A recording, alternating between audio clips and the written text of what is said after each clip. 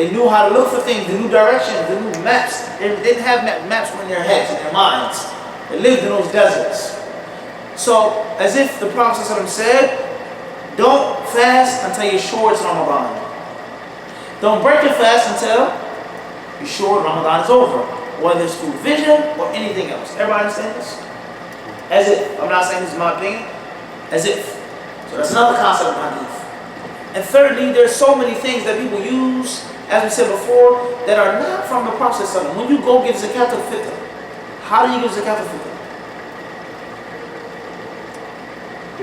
And we had an issue on this too. No, the custom is you give $10 right. per person. Let's leave off the $10. Let's just stick with the grain. How do people give zakat al-fitr, Nafis? What do they do? Usually money nowadays. Leave off the money, Nafis. They bring the food to the In grain. What food and how much? in terms of kilograms. How many kilograms? 4 4 kilograms. You use kilograms here? Some people do. I think it's 6, Long 7 time. pounds. 6, 7 pounds. Most people use pounds, inshallah. Yeah. Sahih will say, Tayyip. Did the Prophet use pounds? No. Did he use kilograms? It's just a He unit. did. Unit of Oh, kilograms. Just a unit The of Prophet used kilograms. solid. Nah. Sheikh Abdul Wasir. Did the Prophet use pounds and kilograms in his day? Yes or no? Did he use kilograms? Nah. I don't know for sure, but he showed up measured for sure. Right, he measured. In other words, the point we're trying to get to is not only did the Prophet not use pounds, kilograms, but is that even, we had this conversation about it, is it even valid or permissible to use measurement or dates weighed or measured by their volume and not weight? In Islam we have kayd and we have what? Wazn. Kayd is based off of volume. How many dates fit in this cup? 2 or 3, no matter how heavy they are. No matter how much space is between those dates, whatever fits what? In this cup in a pyramid type shape. Overflowing, yani. Then we have weight. We measure the dates based off of the weight of the cup. Whether it's 1 date, 2 cups, or 3. A cup full of sugar is not like a cup full of flour. A cup full of flour sugar is not like a cup full of hollow dates. So the point that we're trying to get to is that the people need to slow down just a little bit. Saying what's haram, what's obligatory. Nah, you have to do this, you have to do that. Actually, you're using a prayer schedule. Give us a zakat al-fitr in kilograms. Do you estimate the month before Ramadan? When's the last time people looked for the moon of Shaban? And Shawwal? And Dhul Qa'dah and Dhul Hijjah?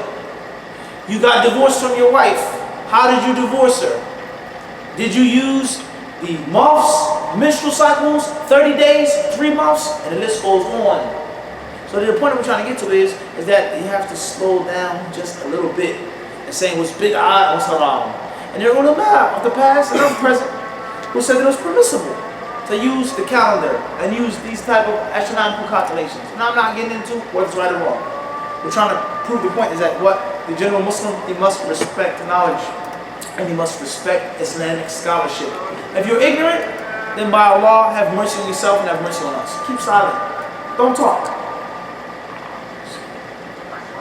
Spare us all. Inshallah subhanahu wa ta'ala.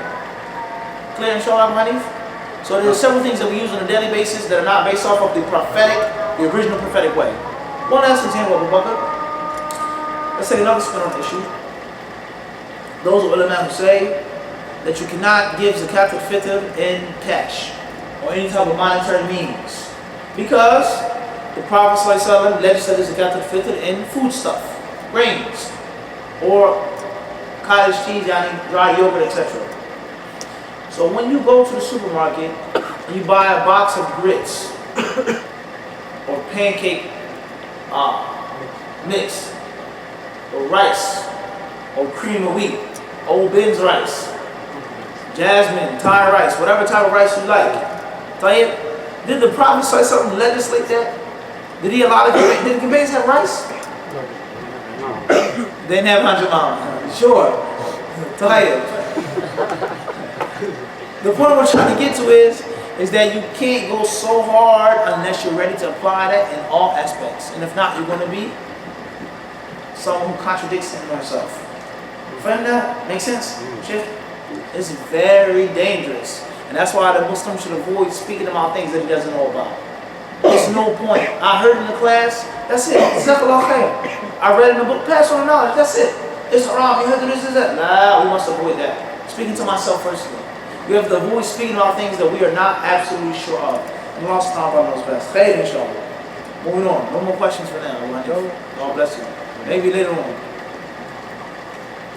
What is it? Non-multi-class. Which is the best place to pray your salah? Apart from the fard salah. You have to pray. Question says, what is the best place to offer the prayers that are not fard? The answer is in the hadith of the Prophet ﷺ. As it states in the authentic tradition, that the Messenger of Allah ﷺ, he told the companions, فَإِنَّ خَيْرَ صَلَاةِ الْمَرْءِ فِي بَيْتِهِ إِلَّا الْمَكْتُوبَةِ.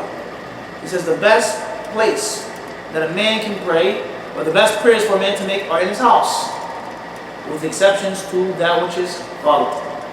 Another authentic hadith of the Prophet ﷺ says, لَا تَجْعَلُوا بُيُوتُكُمْ قُبُورًا. Do not make your homes into graveyards. In other words, as Ibn al-Qayyim rahimahullah explained in Zad al-Ma'ad, the graveyard and prayer and masjids and graveyards, he says, like water and oil. They don't mix. There is no graveyard masjid graveyard. La. Masjid is here, graveyard is there. So the process of he says, don't make your homes into graveyards. In other words, it was well known and it was established to the Sahaba that a graveyard is not a place for prayer. So he said, don't make your houses like graveyards. In other words, Pray in your house. pray in your house. And we understand that in light of that previously mentioned hadith, another hadith about the severe danger of not praying in congregation. So therefore, this is one reason why offering voluntary prayers is best in the house in general. Another reason, as some of the pious predecessors have stated and proven, is that it is further away from showing off. And it's closer to ikhlas, closer to being sincere. MashaAllah, for then he comes to the masjid, he prays more. There lies about shaitan could play with your intention.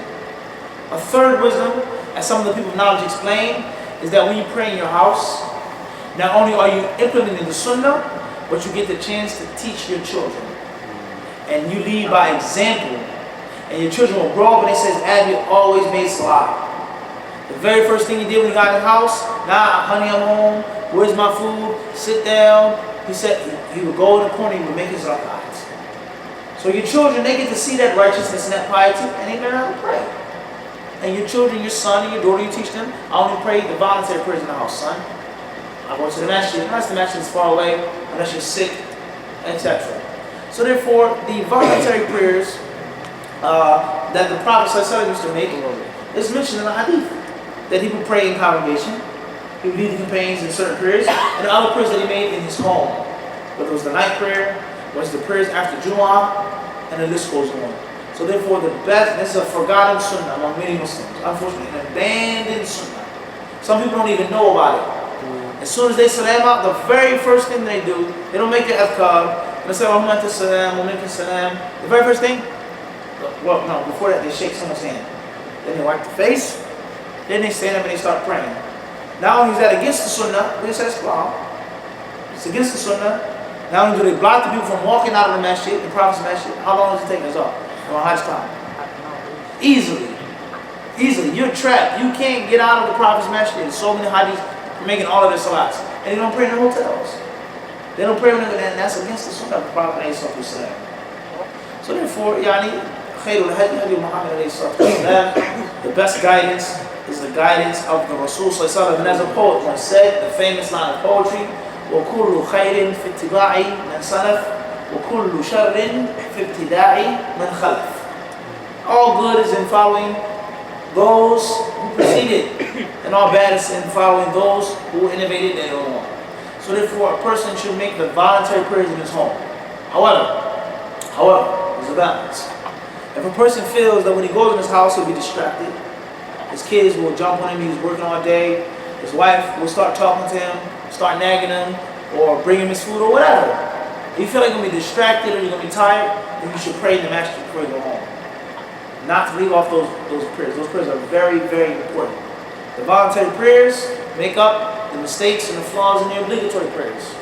Tayyib? So if a person is on the run, he has to get back to work, he doesn't have the time to go home, that's praying in the masjid, that's fine. It's not haram, but it's an issue of preference. And those are some of the wisdoms behind it. That's the dalil from the sunnah supporting that. Allah subhanahu wa ta'ala knows best. Sheikh Abdul Basir, you got any questions? Sheikh Abdul Basir from Philadelphia. Give salam to the brothers in Queens, New York.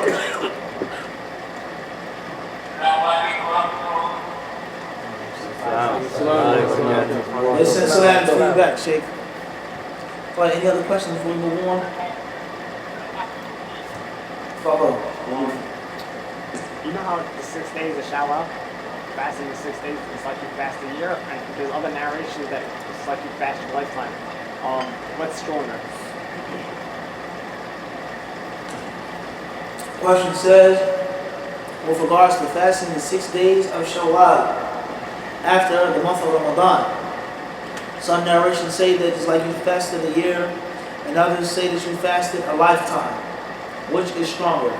We say, does the narration state a lifetime, or does the narration say a dahr, time in general? Whether it's a lifetime, or whether it's meant a big portion out of one's lifetime, a whole year. So that's something that you have to go back and investigate. Is there even a narration that says the whole lifetime? Another thing, Shadiq, we have to be careful of English translations. And this is from the Bawabit. Some of the guidelines of understanding, properly understanding the Sunnah, is the lugha of the Sunnah. There are do's and don'ts for understanding the Sunnah in Arabic, let alone translation of, what is this here? Dr. Muhammad Musa Khan, or anyone else. His translation may be thorough, may be patchy. He may be a specialist in Islamic sciences, he may not be a specialist. He may be a native speaker of English, he may be someone who learned English. He may be someone who specializes in fiqh, specializes in hadith, and he may be a cardiologist, a doctor, who knows some English, he has degrees, he's a smart person, he wants to help other Muslims, so I'll translate Sahih Bukhari. It's serious. It's a big issue. So, not to go too off the topic, but we have to be very careful with the translations that we read. And a lot of times, in translations, the parentheses and the brackets are no good. And they cause confusion, and they say things that are not stated in the text.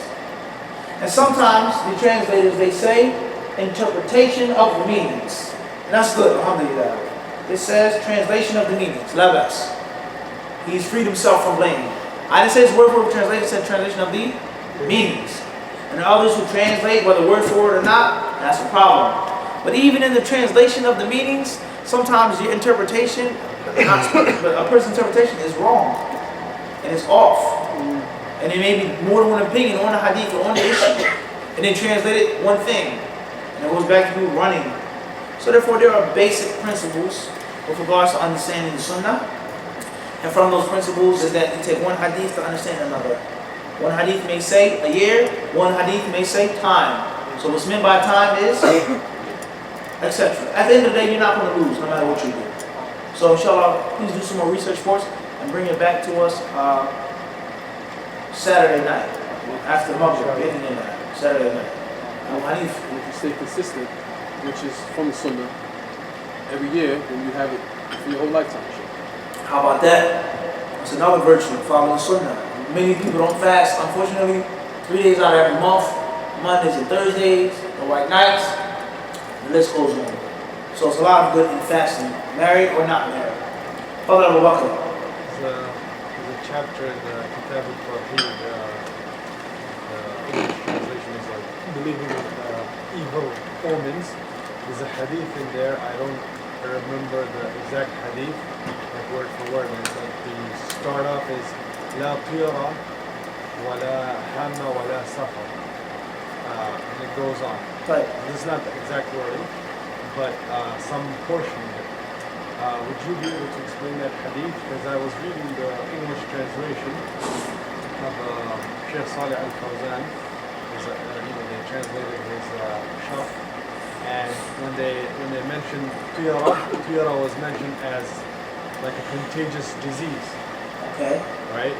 So I had heard, a student of knowledge speaking regarding this hadith that, for example, a person, he has a cold, right? He has a cold. Now, based on this, like, what's the understanding of this hadith in terms of, contagious disease such as, like, a person has a cold, he doesn't want to shake other people's hand or things of that sort. Is that clear? Clear. Crystal clear. Question says, there's a hadith in Kitab al-Tawheed, or the English translation of the sharh of Kitab al-Tawheed. Now, gotta be precise. Translation of the sharh, that there's a hadith, I can't remember word for word, that says, or starts off as La tiyara. There's no tiyara. I won't translate it for now. There's no tiyara. There's no safar. There's no hamma, so on and so forth.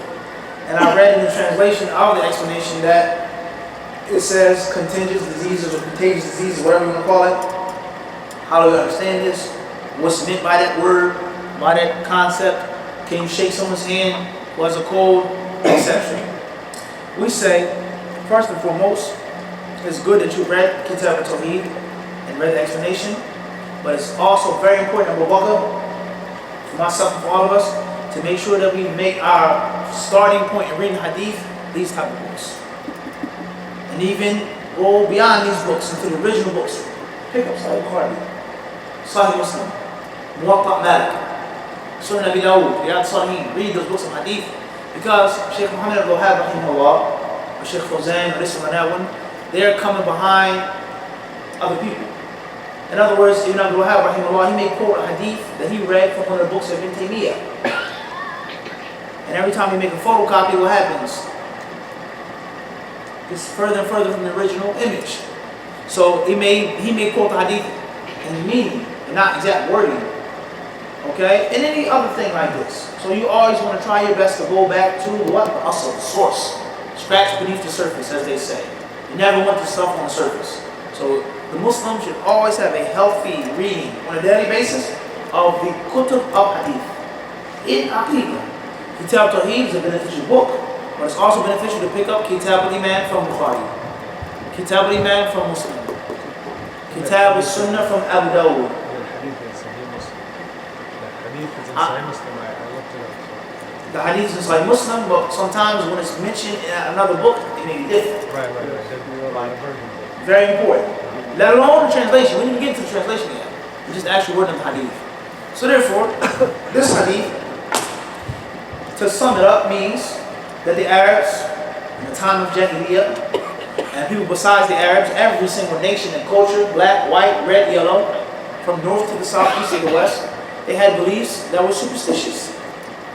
Folklore, things like this, paranormal things, superstitious beliefs. If you do this, that will happen.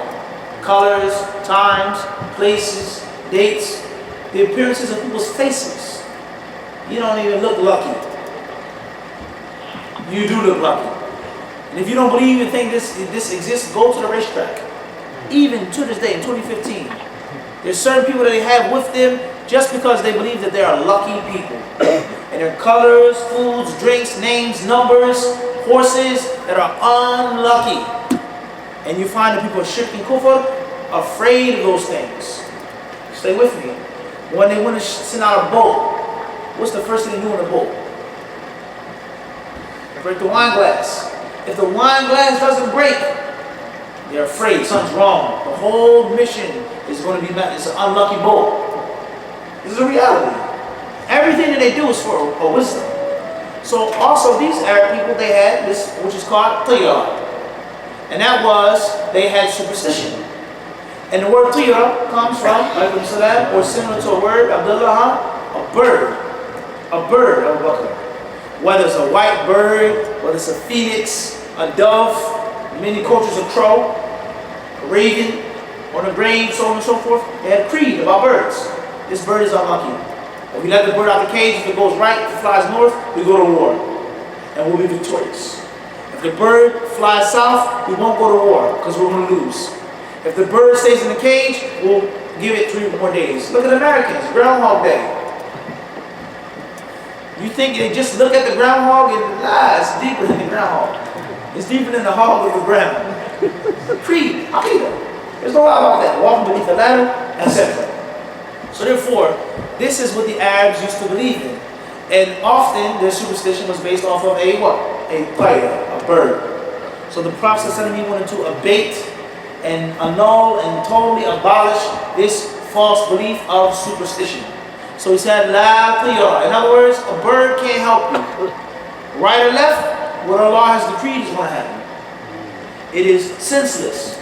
It is a supreme stupidity to base your decision off of a bird that's not even thinking about you. What it looks like, where it goes. Everybody clear on this? So that is the first part of that hadith in brief. Clear on this? So the concept of bad omens, evil omens, bad luck, it isn't something that was foreign to the Arabs. It wasn't foreign to the Prophet. The hadith that talk about it. There's no tiyra. In the other hadith, it says, Ashur'u fi thalath. Ashur'u. And the word shur'u in the Arabic language could be rendered to English to mean bad omens or bad luck. 3 things: a house, a riding beast, and a woman. That doesn't mean it is superstition in Islam, but according to some ulama, some interpretations of the hadith, is that in most cases people have superstitions with these 3 things the most. Don't marry that woman. She was born in this month. What's her sign? Look at her, the color of her hair. She's this, she's that. She's tall, she's short, up. She's going to bring problems. This house, many people, they construct their houses based off of the direction of the sun. It's a science, and it's Shinto religion. You have to build your dojo, your place in a certain location. And if you don't, if it's not towards the sun, water to the back, so on and so forth, it's going to have bad omens. It's going to be cursed by the gods, etc. And also by one's riding beast, an animal. He's throwing off the animal. The animal is a disobedient animal. It's an unlucky horse. Don't even buy it. Don't even get on it. Ever since I bought this car, it's giving me nothing but trouble. It's a brand new car. Engine, tire, kada. Everybody clear on this? So therefore the process of he negated the tayra, but he also affirmed that people, if you're going to have superstitions, then most people have superstitions in this and that. Everybody got this? The rest of the hadith, there are more than one narration state, wala safar. And there's more than one understanding of that term, safar. One interpretation is what the pagan Arabs used to have with regards to the month of Safar.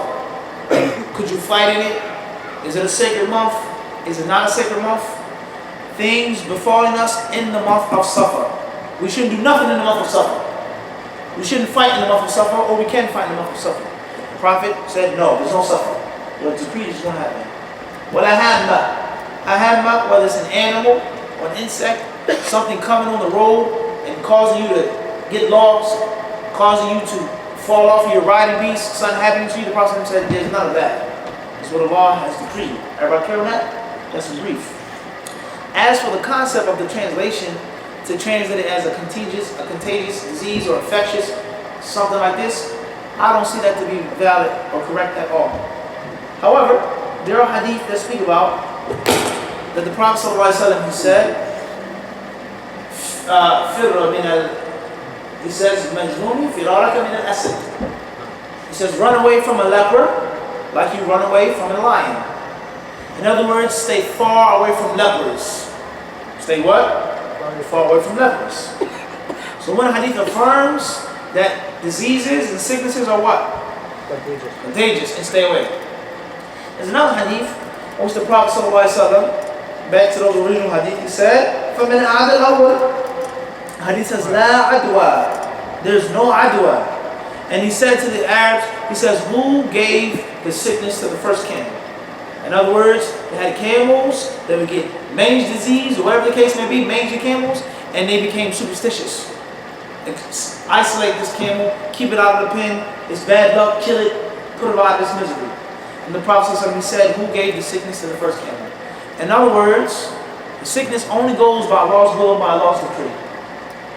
By Allah's will and Allah's decree. So whether your camel was close or whether your camel was far, who gave the disease to the first one was Allah. So the point I'm trying to get to is that there's a balance. That avoid things of something that's contagious, but at the same time, whether you sit, drink, eat, and sleep, it's only going to happen according to your destiny. If Brother Abdullah has a cold and he sneezes, I may shake his hand, give him a hug, give him a dap, drink from the same cup, and I don't get sick. And Sheikh Mahdi wakes up the next morning and he has a sore throat. So no matter what you do, no matter how warm you dress in the winter, it's going to happen by Allah subhanahu wa ta'ala's will. So that is the proper understanding, and there is a balance in al-Islam. No qiyar, no adwa, no safar, based off of the superstitious beliefs. Based off of that's the negation. And the affirmation, or him saying, stay away from this person, get away from this person, run from this person, is based off of the sabab. Is that there is a means and a reason behind you put your trust in Allah.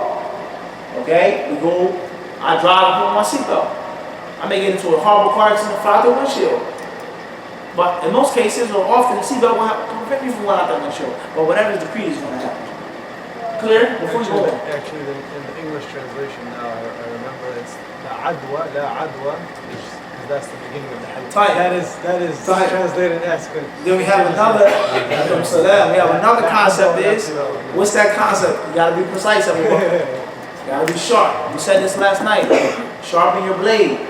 The Prophet ﷺ, what did he say? وَلْيُحِدَّ أَحَدُكُمْ شَفْرَتَهُ. He says, let one of you do what? Sharpen the sword. You got to stay precise, inshallah. And Allah subhanahu wa ta'ala surely knows best. Type the adhan is in 2 minutes. I will give you guys a break. Inshallah, we'll stop here. Allah subhanahu wa ta'ala surely knows best. We wanted to get to this book of Hadith. However, a lot of questions. May Allah accept it from us all and also benefit and learn more. Wallahu ta'ala alam.